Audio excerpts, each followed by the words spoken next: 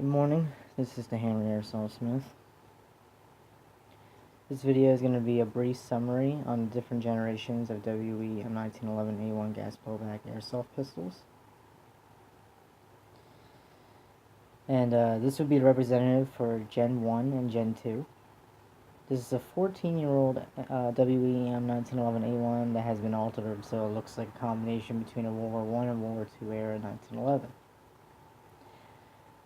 A lot of the appearance is not original, the slide stop's not original, the grips aren't original, and the finish, the black, the aluminum blackening by Birchwood Casey, that's not original.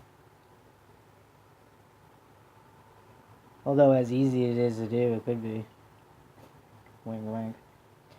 Anyways, so the first generation of pistols by WE, the 1911s, they had a very beautiful parkerized looking finish, but the durability of the paint was very, very cheap.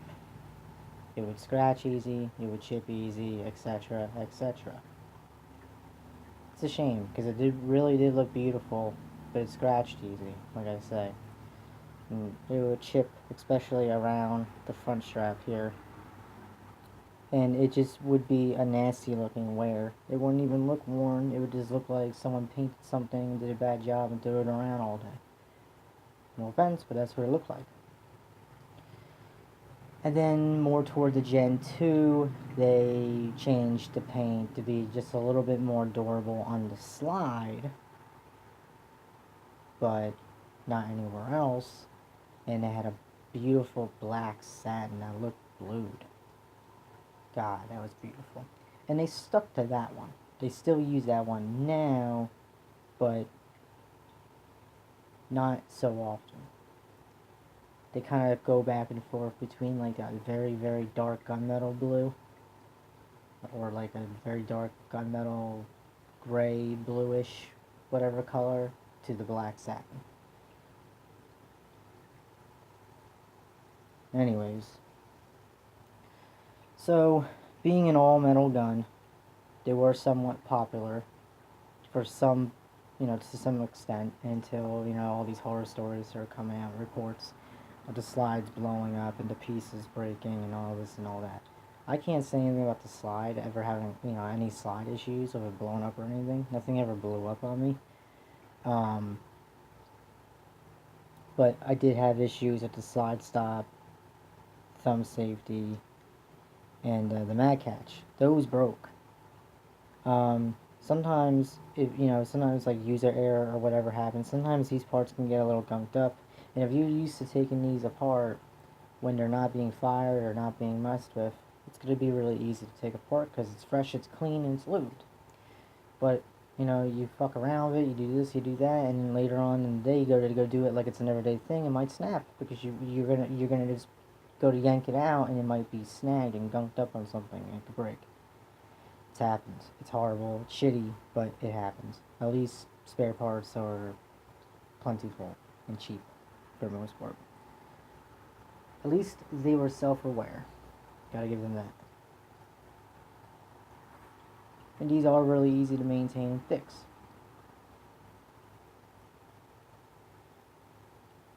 By all means, definitely not crappy. Their moldings were kind of crappy.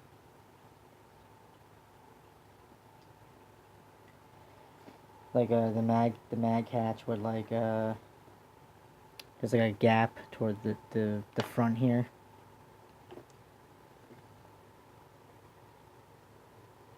You can barely see it. And if you look at the front on this side, it's canted, it's sunken in. Should not be, which means it's in there and it's like cocked. That's their molding. Poor molding between the slide and the hammer. The hammer sits too high and rides too much on that little lump or hump on the rear or underside, belly side of the blowback nozzle. So the hammer will get all fucked up. Also, the hammer just smacks into the back of the slide onto like an Allen key. So that's just surely to this. I mean, obviously, these issues I'm talking about now haven't really happened much. but I'm saying that they could. I've definitely had a lot of issues with the hammer and slide with that hump, especially when the magazine was low on gas.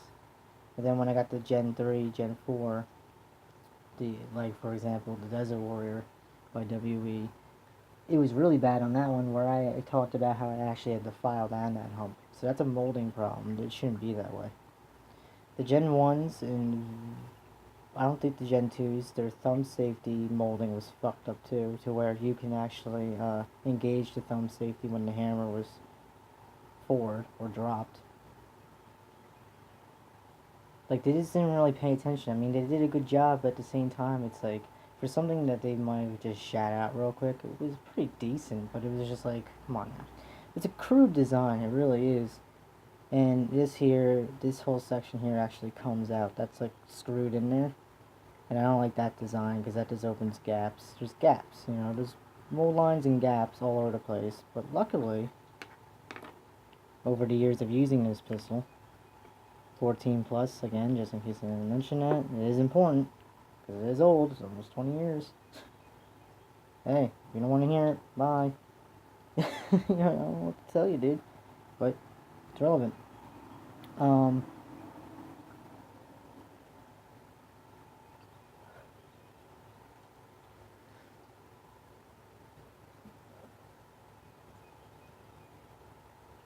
I mean, the hop rubbers weren't the best. They they would swell too easy. The strip screws would, strip out a little too easy. Fitment with the bushing and whatnot. There's a gap there. It's a mess, but I mean, there's rattle, but again, this is pretty old, so of course it's gonna rattle. The real ones rattle. Come on now. Loading nozzle's nice and tight. It's amazing how most of this is still original, and that's just the way it is. Like, it's just the way it works. This is lubricated with ballistol at the moment.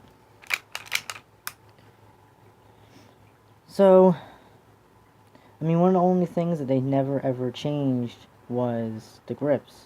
The stock 1911 A1 grips by WE were always the same exact plastic ones, which is fine. I just find that a little amusing.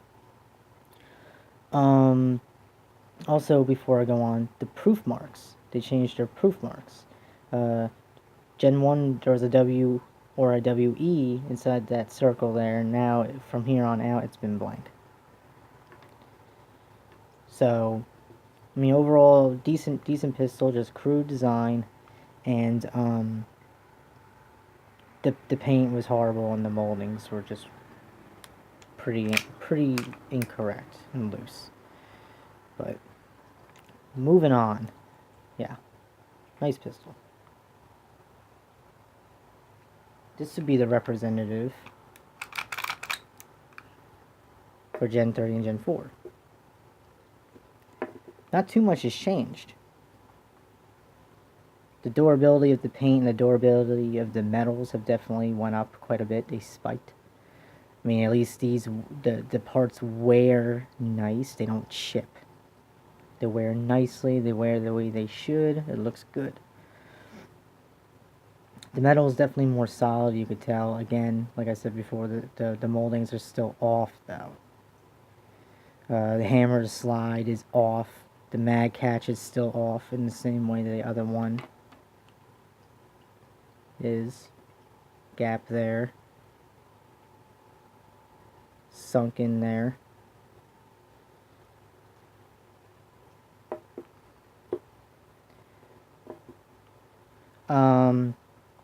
So I was very excited that they did that with the paint. The paint is much more durable now, whereas the way it should. Again, the metal is much better, more solid feeling. Still feels a little clunky in the hands when you use it, that weird, clunky metal sound that a lot of people talk about. Yeah, that is true. A lot of them, most of the generations of WEs, they do have that weird, clunky metal sound. It's not horrible, it just doesn't sound right, per se. It just doesn't sound like shit. Proof mark is just a circle, no WE. the inner barrels, they started producing the Gen 30s and Gen 4s with inner barrels that were higher grade or higher precision. They were blue. You would see a blue inner barrel. Some of the parts on this pistol are not stock. Just letting you know, the whole barrel assembly is not stock. That's the Gen 5 MEU. Black barrel. And the grips are real steel Hogue rubber grips. So obviously looking at the barrel here, you're not going to see blue. You're going to see the black match precision barrel. So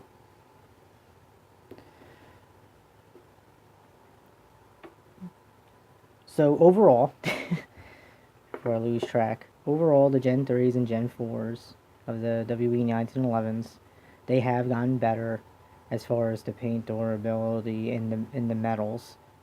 The metals are stronger, but the moldings are still incorrect. So it's they're easing their way up now. They're taking their time. They're taking steps. I don't know if they're taking their time, but they're taking their steps, and they're moving their way up.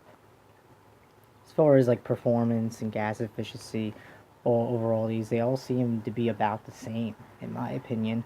They all seem to be pretty good. I mean, I don't know if that's just the ones I have. I don't know. I don't think they're all made exactly the same. I mean, how could they be? But and you know, they didn't, still at this point, they didn't pay attention to great detail. I also want to mention that too. Like, Desert Warrior should definitely have a lowered and flared ejection port. There's no flaring, and if there's supposed to be 3 dots, just give us 3 dots, if that be the case. So, also the half cock, I want to, oh yeah, I don't know if I mentioned this. In the Gen 1s, and Gen 2s, the Gen 1s, the half cock didn't work. The Gen 2s, I think the half cock did work. I wouldn't know because I did get rid of the half cock in this particular pistol. But I do have a Gen 2 hammer somewhere, so I could test that out whenever.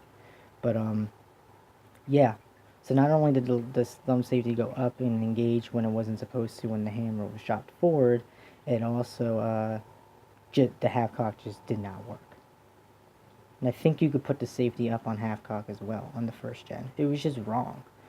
But talking about the half cock on the Gen 3 and Gen 4 is that, you know, it works, it's fine, but when you're trying to decock it, it's a pain. It's a real pain if you're trying to decock it like this. And I don't like the dry fire the pistol because it smacks back here unnecessarily, like it shouldn't have to. And you know, wear, of course, obviously, and it just loosens the screws for the crude design here by this tang. Like I said before, there's 2 screws underneath this thumb safety here. You can kind of see a flathead in there poking out a little bit. Well, not poking out, but you can see it peeking. But yeah, it's really tough to decock without having to just dry fire it. Sometimes I get lucky and it drops. So, okay, moving on. Representative for Gen 4 and Gen 5. I mean, Gen 5. It's just Gen 5. The representative for Gen 5 will be this beauty. This is a build, but it's from 2 different Gen 5 WEs. So, it's cool for it to be a representative of Gen 5. But this is a build of a Springfield Armored Range officer. Anyways, so, this blew me away. Gen 5 blew me away. The moldings are much, much, much better. The tolerances are much better. No gap in the front of the mag catch.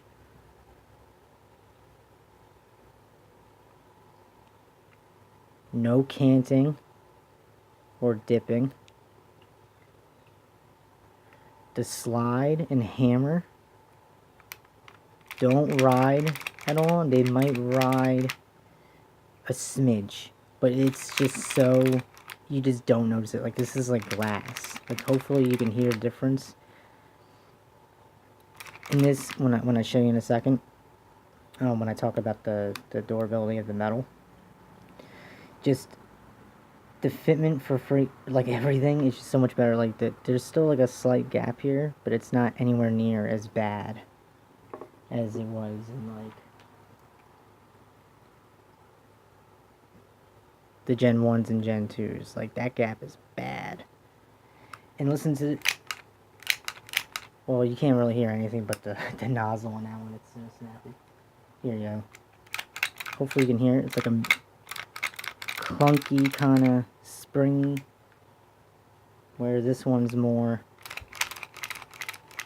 solid, smooth, and it's just more pleasing to the ear. It sounds a bit more realistic. Just want to point out real quick, the proof mark is still just a circle with nothing in it. Just saying. The lines on everything are sharper than they were. They're more aggressive. Serrations are much more aggressive. Everything feels so much better, much more solid, much more durable, much more reliable. The metals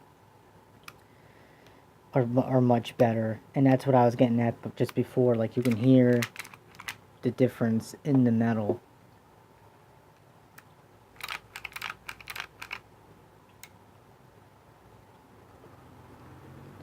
Also, a note before I forget is that the Gen 1s and the Gen 2s originally did not have any type of buffer kit whatsoever on their guide rods. But now they all do. Now, like the Gen 3 and 4, they got one. Well, the Gen 2, late Gen 2, they got the one O-ring. Gen 3, Gen 4, they had the O-ring and one washer. Gen 5, they got two washers and one O-ring.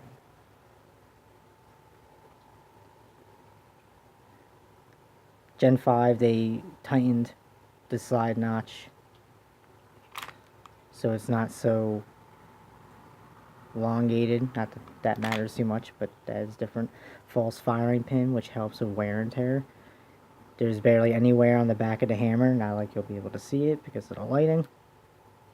I always have a hard time trying to show you guys that, because the false firing pin has spring tension, so it just acts like a buffer. So I really don't mind dry firing this, and it doesn't have that clunky, nasty dry fire noise like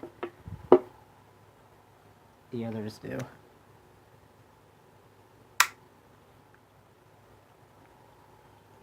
The Gen 5 come upgraded with upgraded loading nozzle and match precision inner barrel, which is black. They didn't start threading tips until Gen 2, by the way. The Gen 1s, they didn't have a thread tip.